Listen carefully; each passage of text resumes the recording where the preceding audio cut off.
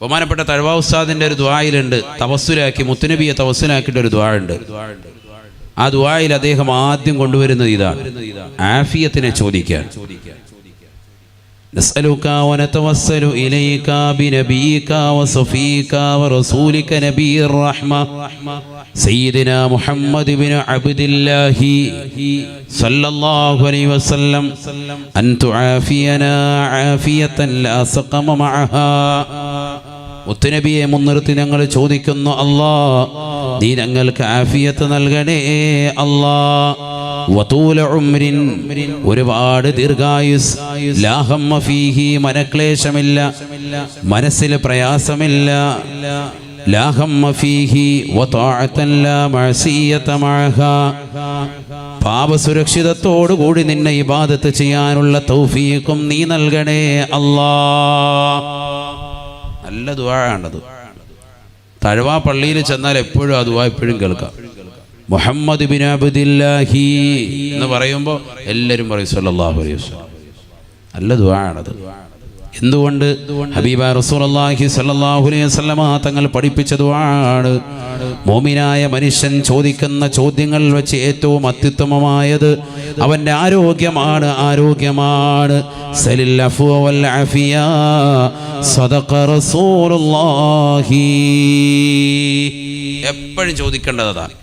അപ്പോൾ വലത് ചെവിയിൽ ബാങ്ക്, ഇടത് ചെവിയിൽ ഇഖാമത്ത്. അശുദ്ധിയുള്ള സ്ത്രീകളാണ് അവിടെ ഉള്ളതെങ്കിൽ വേറെ ആരെയും ഇനി നോക്കി സമയം കളയണ്ട, ബാങ്ക് അവർക്ക് കൊടുക്കാമെന്നാണ്. കാരണം ബാങ്ക് ദിക്റിനാണ്, ദിക്റിന്റെ വാക്കുകളാണ്.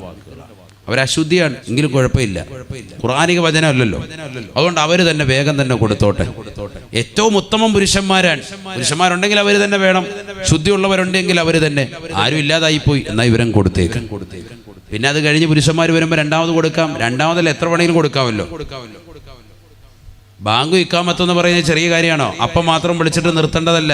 കുട്ടി വലുതായി, അവൻ ബുദ്ധിമുട്ടും പ്രയാസവും ഒക്കെ കാണിക്കുന്ന സമയത്ത് പൈശാചികത ഉളവാകുമ്പോഴൊക്കെ അവന്റെ കാതിൽ കൊടുക്കാം ബാങ്ക് എന്ന് ഫത്ഹുൽ മുഈൻ സൈനുദ്ദീൻ മഖ്ദൂം റളിയല്ലാഹു അൻഹു രേഖപ്പെടുത്തുന്നു.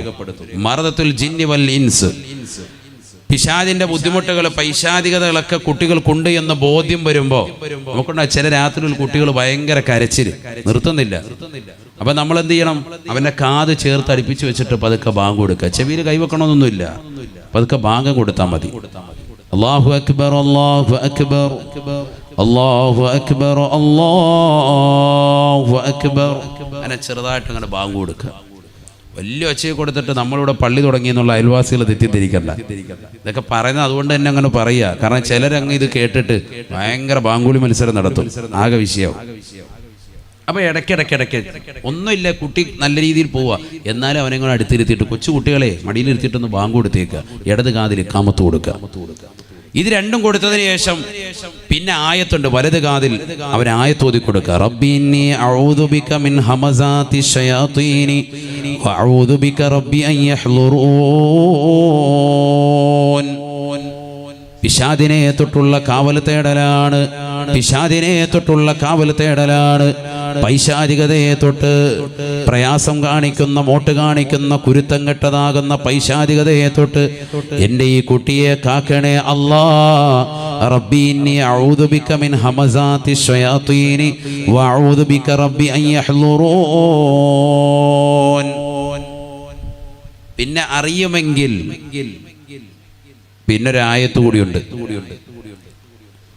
സൂറത്തുൽ ഇഖ്ലാസ് സുന്നത്താണ്, സൂറത്തുൽ ഖദ്ർ സുന്നത്താണ്. ഇഖ്ലാസ് എന്ന് പറഞ്ഞാൽ ഖുൽ ഹുവല്ലാഹു അഹദ്. സൂറത്തുൽ ഖദ്ർ ഇന്നാ അൻസൽനാഹു ഫീ ലൈലത്തുൽ ഖദ്ർ ഓതി കൊടുക്കൽ സുന്നത്താണ്. കാതില്, ജനിച്ച കുട്ടിയുടെ കാതിൽ ഉടനെ തന്നെ. ഇതൊക്കെ ശ്രദ്ധിക്കണം, മാതാപിതാക്കൾ ശ്രദ്ധിക്കേണ്ട കാര്യമാണ്. നമ്മൾ ഗൾഫിൽ കിടക്കുന്നു, കുട്ടി പ്രസവിച്ച അൽഹംദുലില്ലാ എല്ലാവർക്കും കേക്ക് മുറിച്ച് റാഹത്തായിട്ട് കൊടുത്തു, കഴിഞ്ഞു, എല്ലാം കഴിഞ്ഞ്. പിന്നെ ഒരു പോത്തിനെ അറുത്ത് എപ്പോഴെങ്കിലും കൊടുക്കുക, അതിന് നിയത്തൊന്നുമില്ല, അങ്ങ് അറക്കുക എന്നുള്ളേ ഉള്ളൂ. അങ്ങനെയൊന്നും അല്ല. ഇതൊക്കെ കുറെ കാര്യങ്ങളുണ്ട്, ശ്രദ്ധിക്കേണ്ടതുണ്ട്. കുട്ടി ജനിക്കുന്നു എന്ന് പറയുമ്പോൾ നിനക്ക് സന്തോഷമുണ്ടാവണം. ഇമാം ഗസാലി റഹ്മത്തുള്ളാഹി അലൈഹി പറയുകയാണ്, നീ വളരെയേറെ ശ്രദ്ധിക്കേണ്ടതാകുന്ന ഘടകങ്ങളുണ്ട്. അത് 5 എണ്ണമാണ്. 5 കാര്യങ്ങൾ കുട്ടി ജനിക്കുമ്പോൾ നീ ശ്രദ്ധിക്കണേ. ഒന്ന്, ആൺകുട്ടിയാണോ പെൺകുട്ടിയാണോ ആര് ജനിച്ചാലും നിനക്ക് സന്തോഷമുണ്ടാവണം. ആൺകുട്ടി ജനിച്ചതിൻ്റെ മേൽ അമിതമായി സന്തോഷിക്കുകയും പെൺകുട്ടി ജനിച്ചതിൻ്റെ മേൽ ദുഃഖിക്കുകയും ചെയ്യരുത് എന്ന് ഇമാം ഖസാലി റഹ്മത്തുള്ളാഹി അലൈഹി ആദ്യമായിട്ട് ശ്രദ്ധിക്കേണ്ടത് അതാണ്. വിളിക്കുമ്പോഴേ ചോദിക്കും, കുട്ടി റെഡി, എന്താ സംഭവം, എന്താണ് സംഭവം? ഇന്നതാണ് പെൺകുട്ടി. ഇടങ്ങേറാന്നോ? കഴിഞ്ഞതും പെണ്ണ്, ഇതും പെണ്ണ്, മൊത്തത്തിൽ ഇടങ്ങേറ്. ഇത് സമൂഹത്തിൽ നടക്കുന്ന സംഭവങ്ങളാണിത്. ഇത് ജാഹിലിയ കാലഘട്ടത്തിലുണ്ടായിരുന്ന സംഭവമാണ്. അത് ഇന്നും അങ്ങനെ നിലനിൽക്കുകയാണ്. പുരുഷന്മാരുടെ മുഖം ഇങ്ങനെ കറക്കും. മുസ്വദ്ദൻ വജ്ഹുഹു വഹുവ കലീം, ഖുർആൻ പറഞ്ഞിട്ടുണ്ട്. അങ്ങനെ ജാഹിലിയ കാലഘട്ടത്തിൽ ഹബീബായ റസൂലുള്ളാഹി സ്വല്ലല്ലാഹു അലൈഹി വസല്ലമ തങ്ങൾ ഇസ്ലാമിക പ്രബോധനവുമായി കടന്നു വരുന്ന കാലഘട്ടത്തിൽ അവിശ്വാസികളാകുന്ന ജനവിഭാഗങ്ങളുടെ മനസ്സിന്റെ അകത്തലങ്ങൾ ഉണ്ടായിരുന്ന നീരസമായിരുന്നു. സ്ത്രീകൾ ജനിച്ചാൽ വല്ലാതെ മുഖം കറക്കുകയാണ്. മുസ്വദ്ദൻ വഹുവ കലീം. പരിശുദ്ധമായ ഖുർആൻ പറയുകയാണ്, മുഖം വല്ലാതെ കറുത്തിരുളുകയാണ്. സ്ത്രീകളെ പച്ചയ്ക്ക് കുഴിച്ചിട്ടിരുന്ന കാലഘട്ടമായിരുന്നല്ലോ അത്.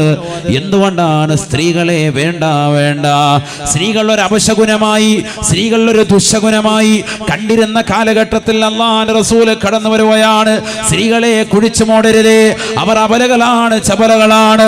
അവർ ഈ ദുനിയാവിൽ ജനങ്ങളുടെ വിളക്കാണ്. അവർ ഉമ്മമാരാണ്, അവർ മാതൃത്വത്തിന്റെ മഹിമ പേറുന്നവരാണ്. അവർ ഈ ലോകത്ത് നന്മയുടെ വക്താക്കളെ പ്രസവിക്കാനുള്ളതാണ്. ബഹുമാനപ്പെട്ട സാലിഹീങ്ങൾക്ക് ജന്മം നൽകാനുള്ളതാണ്. ഇമാം നവവി തങ്ങളെ പോലെ, ഇബ്നു ഹജറുൽ ഹൈതമി റളിയല്ലാഹു അൻഹുവിനെ പോലെ, അയിമ്മത്തുകളെ പോലെയുള്ളതാകുന്ന ആളുകൾക്ക് ജന്മം നൽകാനുള്ളതാണ്. അതുകൊണ്ട് സ്ത്രീകളെ നിങ്ങൾ കൊന്നുകളയരുതേ, അവരെ നിങ്ങൾ ക്രൂശിക്കരുതേ. അവർക്ക് വലിയ മഹിതമായ സ്വാതന്ത്ര്യം റസൂലുള്ളാഹി കൊടുക്കുകയാണ്. ജീവിക്കാനുള്ള സ്വാതന്ത്ര്യമല്ലേ ഏറ്റവും വലിയ സ്വാതന്ത്ര്യം. ആ സ്വാതന്ത്ര്യം സ്ത്രീകൾക്ക് നേടിക്കൊടുത്ത വ്യക്തിയാണ് അഷ്റഫുൽ ഖൽഖ് മുഹമ്മദ് മുസ്തഫ.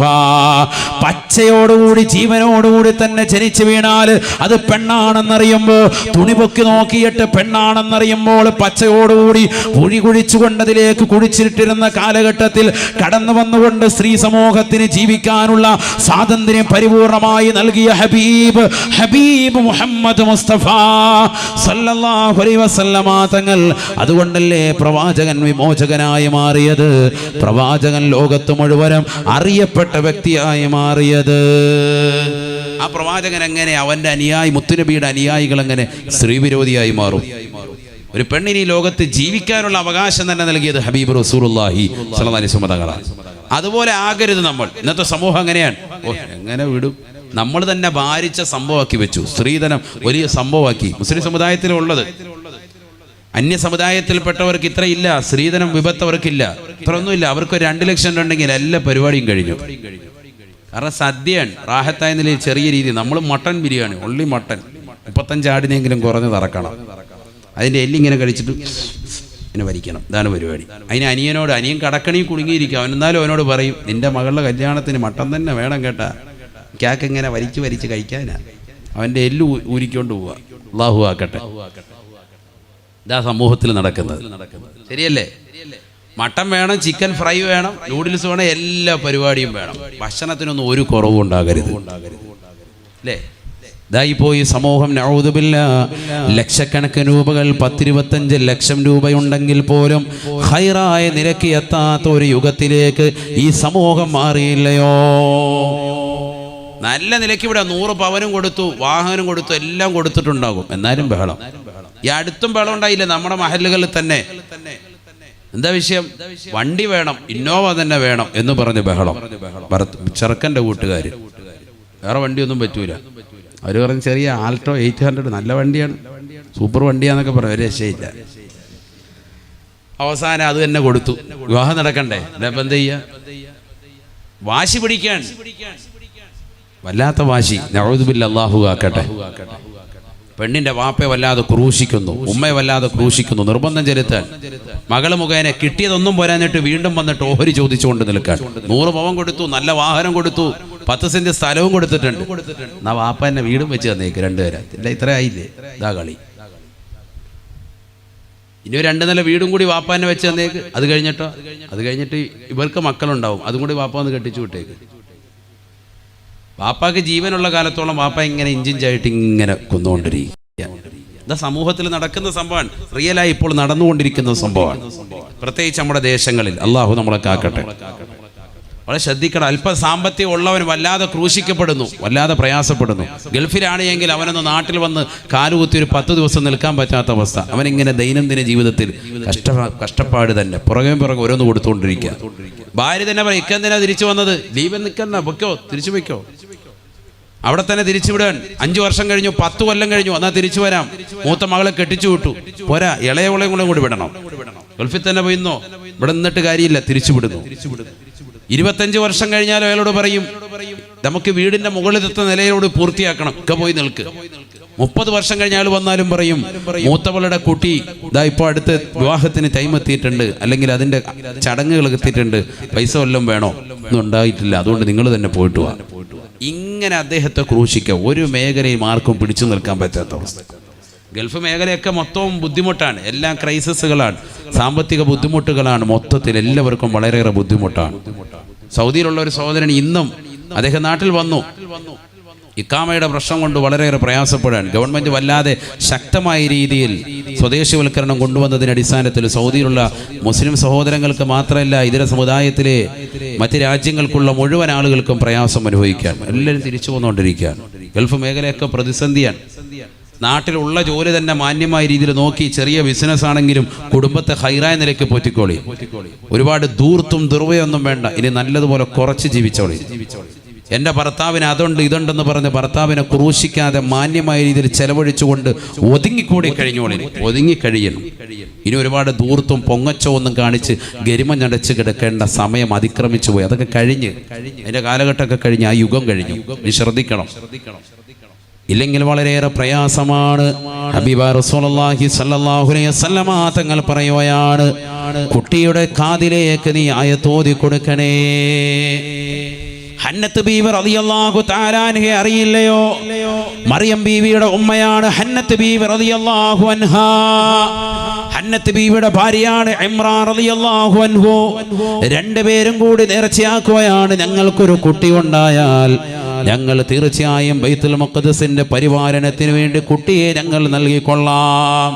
പരിശുദ്ധമായ ഖുർആൻ ആ സംഭവം പറയുകയാണ്, ഇദ് ഖാലത് ഇംറാതു ഇമ്രാൻ റബ്ബി ഇന്നി നദർതു ലക മാ ഫീ ബത്നി മുഹററാ ഫതഖബ്ബൽ മിന്നി ഇന്നക അൻതസ് സമീഉൽ അലീം. ഫലമ്മാ വദഅതഹാ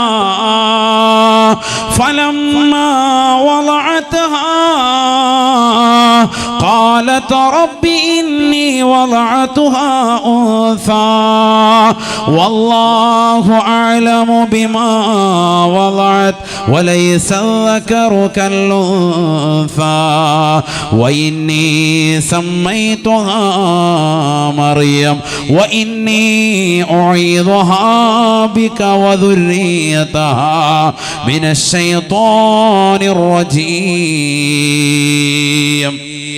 പരിശുദ്ധമായ ഖുർആനിലൂടെ അല്ലാഹു സുബ്ഹാനഹു വ തആല സംഭവം വിശദീകരിക്കുകയാണ്. ബൈത്തുൽ മുഖദ്ദസിന്റെ പരിപാലനത്തിന് വേണ്ടി കുട്ടിയെ നേർച്ചയാക്കുകയാണ്. പക്ഷേ സുബ്ഹാനല്ലാഹ്, ഹന്നത്ത് ബീവി പ്രസവിച്ചപ്പോ കുട്ടി പെണ്ണായി പോവുകയാണ്. മറിയം ബീവിയാണ് പേരിട്ടിരിക്കുന്നത്. കുട്ടിക്ക് പേര് വെക്കുകയാണ് വഇന്നി സമ്മൈതുഹാ മറിയം. ഞാൻ ഇവൾക്ക് പേര് വെക്കുന്നത് മറിയം എന്നാണ്, മറിയം എന്നാണ്. وإني أعيذها بك وذريتها من الشيطان الرجيم. ഹന്നത്ത് ബീവി റളിയല്ലാഹു തആല അൻഹാ ആ കുട്ടിയെ നിർത്തിക്കൊണ്ട് ചൊല്ലുകയാണ്, അല്ലാ, ഇവനെ പിശാചിനെ തൊട്ട്, ഈ കുട്ടിയെ പൈശാചികതയെ തൊട്ട് നീ കാക്കണേ അല്ലാ. ആണ് വിഷയം.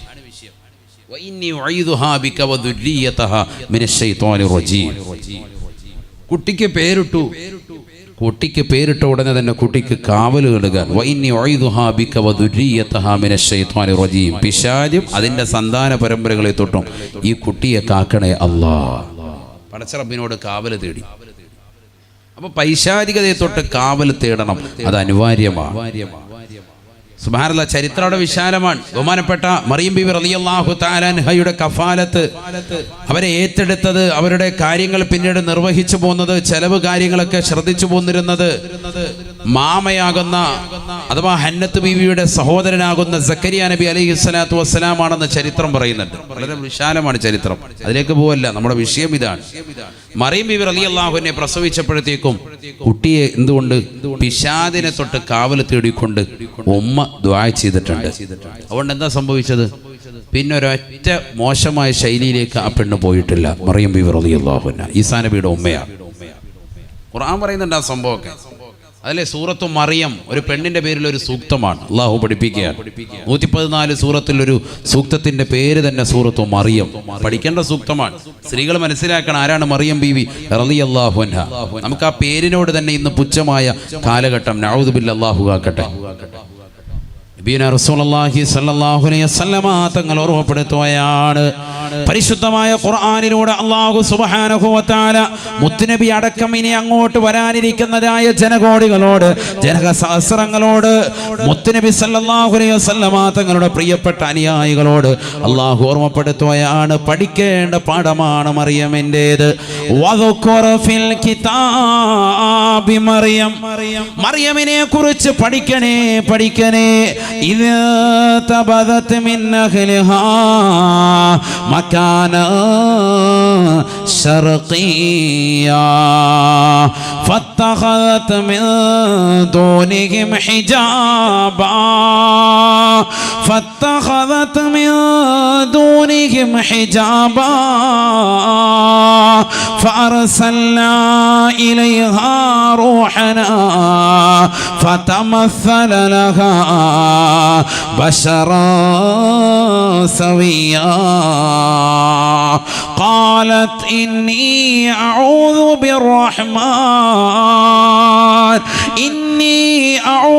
بالرحمن منك إن كنت تقيا قال إنما أنا رسول ربك لأهب لك غلاما زكيا.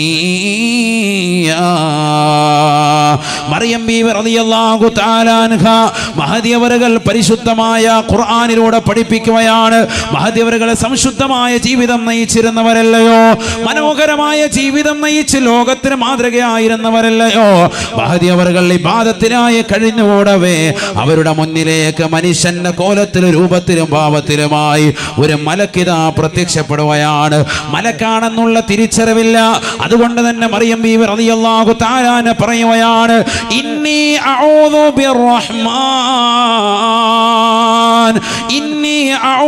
ബിർറഹ്മാൻ മിൻക ഇൻ കുൻത തഖിയാ. നീ ഈ ലോകത്തിന്റെ തമ്പുരാനായ ജഗന്നിയന്താവായ പരിപാലകനായ പടച്ച റബ്ബിനെ ഭയപ്പെടുന്നവനാണോ? മാറി നിൽക്കണേ, മാറി നിൽക്കണേ. റഹ്മാനായ പടച്ച റബ്ബിനോട് നിന്നെ തൊട്ട്, നിന്റെ ഉപദ്രവത്തെ തൊട്ട് ഞാൻ കാവൽ തേടുകയാണ്. വരന്യരാകുന്ന ചെറുപ്പക്കാരുമായി ചങ്ങാത്തം പുൽകാതെ ജീവിതത്തിന്റെ സംശുദ്ധ മാത്രം കാത്തു സൂക്ഷിച്ചിരുന്ന മഹദിയായിരുന്നു മറിയം ബീബി റളിയല്ലാഹു തആല അൻഹ എന്ന് ഖുർആൻ വിശദീകരിക്കുകയാണ്. നമ്മുടെ സഹോദരിമാർക്ക് സാധിക്കുമോ? സാധിക്കുമോ? 10ാം ക്ലാസ്സിൽ 8ാം ക്ലാസ്സിൽ പഠിക്കാൻ വിടുന്ന പിഞ്ചോമന മക്കൾ പോലും വീട്ടിൽ നിറങ്ങുമ്പോൾ തല മറച്ചുകൊണ്ട് മുഖമക്കനെ ഇട്ടുകൊണ്ട് ഇറങ്ങുന്ന മുസ്ലിം സഹോദരിമാര്, കൊച്ചുമക്കൾ ഇന്നെവിടെയാണ് പോകുന്നത്?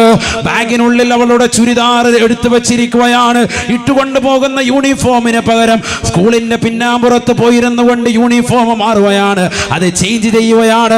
ചുരിദാർ ധരിച്ചുകൊണ്ട് പതിൽ ചാടിക്കൊണ്ട് ആക്ടിവയിലോ മറ്റുള്ള സ്കൂട്ടറിലോ ചെറുപ്പക്കാരുടെ പിന്നാമ്പുറങ്ങളിൽ ഇരുന്നുകൊണ്ട് ബീച്ച് റോഡുകൾ നിരങ്ങുകയല്ലയോ, നിരത്തുകളിലൂടെ കറങ്ങുകയല്ലയോ, സ്വന്തം വാപ്പ നടത്തുന്ന ജ്യൂസ് കടയിൽ വന്നിരുന്നുകൊണ്ട് ഹെൽമറ്റ് ധരിച്ചുകൊണ്ട് മകളിതാ ജ്യൂസ് കുടിക്കുന്ന രംഗം. അന്യരാക്കപ്പെട്ട ചെറുപ്പക്കാരുമായി വേഴിച്ച് നടത്താൻ മടിയില്ലാത്തതായ സഹോദരിമാര്, വാപ്പയെ വിലവെക്കാത്തതായ സഹോദരിമാര്, ഉമ്മയെ വിലവെക്കാത്തതായ മക്കള് ഈ സമൂഹത്തിന്റെ ഏറ്റവും വലിയ ദുരന്തമല്ലയോ? പഠിച്ചു വെക്കേണ്ട പാഠമാണ്. നീ കാവൽ തേടാത്തതിന്റെ പ്രശ്നമാണ് എന്ന് പരിശുദ്ധ ഖുർആൻ. ജനിച്ചു വീഴുന്ന സമയത്ത് തന്നെ കുട്ടിയുടെ കാതിലേക്ക് നീ കൊടുക്കേണ്ടതായ വാക്കാണ് ഇന്നി ഉഈദുഹാ ബിക വദുരിയതഹാ മിനശ് ശൈത്വാനി അർറജീം. പിശാചിനെ തൊട്ട് എന്റെ കുട്ടിയെ നീ കാക്കണേ അല്ലാ, നീ കാക്കണേ അല്ലാ. നീ നിന്റെ പ്രിയപ്പെട്ട ഭാര്യയുമായി ശാരീരിക ബന്ധത്തിൽ ഏർപ്പെടുന്ന സമയത്ത് ബിസ്മി ചൊല്ലിയിട്ടുണ്ട്, നീ ഔദു ചൊല്ലിയിട്ടുള്ളവരാണ്. അവിടെ കൊണ്ട് നിർത്തുന്നില്ല. കുട്ടി ജനിച്ച് ഈ ഭൂലോകത്തേക്ക് കടന്നു വരുമ്പോൾ നമസ്കരിച്ചിരുന്ന, ഇബാദത്തെടുത്തിരുന്ന, തഖ്വയിൽ അധിഷ്ഠിതമായ ജീവിതം നയിച്ചിരുന്ന പ്രിയപ്പെട്ട ഉമ്മ ആ കുട്ടിയെ മടിത്തട്ടിലേക്ക് കിട്ടുമ്പോ ആ കുട്ടിയെ വാങ്ങിയിട്ട് അതാ ബാങ്ക് കൊടുക്കുകയാണ്, ഇഖാമത്ത് കൊടുക്കുകയാണ്. വലത് കാതിൽ ബാങ്ക്, ഇടത് കാതിൽ ഇഖാമത്ത്. വീണ്ടും ആയത്ത് ഓതുകയാണ് ഇന്നി ഉഈദുഹാ ബിക വദുരിയതഹാ മിനശ് ശൈത്വാനിർ റജീം. മറിയം ബീവിയുടെ ഉമ്മയാകുന്ന ഹന്നത്ത് ബീവി കൊടുത്തതാകുന്ന ഈ ഒരു ആയത്ത്, അവിടുന്ന് ദുആ ചെയ്തതാകുന്ന ഈ ഒരു വചനം വിശുദ്ധമായ ഖുർആനിന്റെ ആയത്താണ്. ഈ ആയത്തിന്റെ പ്രിയപ്പെട്ട മുസ്ലിമേ, മുസ്ലിമത്തെ, നിന്റെ മക്കളുടെ കാതിൽ നീ ഓതേണ്ടതാണ് എന്ന് ഉലമാക്കൾ രേഖപ്പെടുത്തുകയാണ്. അല്ലാഹുവേ നീ തൗഫീഖ് നൽകണേ അല്ലാ, നീ തൗഫീഖ് നൽകണേ അല്ലാ. എന്തിനാണ് അന്യരാക്കപ്പെട്ട സഹോദരങ്ങളെ കാണുമ്പോൾ തന്നെ പേടിച്ചുകൊണ്ട് പടച്ച റബ്ബിനെ ഭയപ്പെട്ടുകൊണ്ട് മറഞ്ഞു നിൽക്കുകയാണ് മറിയം ബീവി. ആദ്യമായിട്ടൊരു ചെറുപ്പക്കാരൻ, സുസ്മേരവദനാകുന്ന ഒരു ചെറുപ്പക്കാരൻ മലക്കാണ് മനുഷ്യന്റെ കോലത്തിൽ വന്നപ്പോ ഇത് എനിക്ക് ഉപദ്രവം ഉണ്ടാക്കുമോ എന്ന് പേടിച്ചുകൊണ്ട് മാറി നിൽക്കുകയാണ്. ജീവിതത്തിന്റെ പതിവ്രത കാത്തു സംരക്ഷിച്ചുകൊണ്ട് മറിയം ബീവി മാറി നിന്നുകൊണ്ട് പറയുകയാണ് ഇന്നി അഊദു ബിർറഹ്മാനി മിൻക ഇൻ കുൻത തഖിയാ.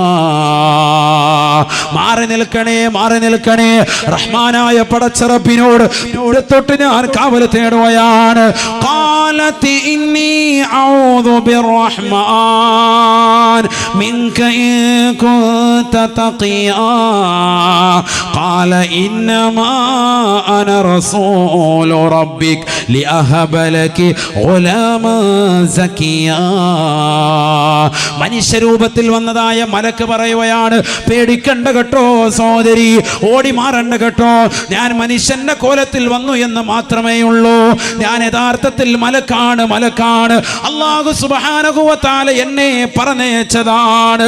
എന്നെ നിങ്ങളുടെ ചാരത്തേക്ക് പറഞ്ഞു വിട്ടതിന്റെ ലക്ഷ്യം തന്നെ നിങ്ങൾക്കൊരു കുട്ടിയെ അല്ലാഹു നൽകുകയാ. ബഹുമാനപ്പെട്ട ഈസാ നബിക്ക് ജന്മം നൽകാൻ പോകുകയാണ്.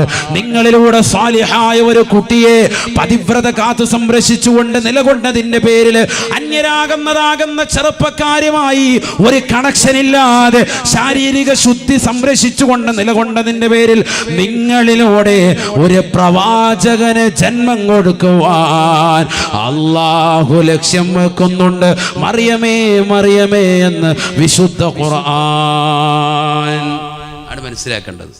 പതിവ്രത കാത്ത് സംരക്ഷിച്ചപ്പോ അള്ളാഹു അതിനോടൊരു കുട്ടിയെ കൊടുത്തു. ആ കുട്ടി ആരാ? ഒരു പ്രവാചകൻ, സയ്യിദുനാ ഈസാ.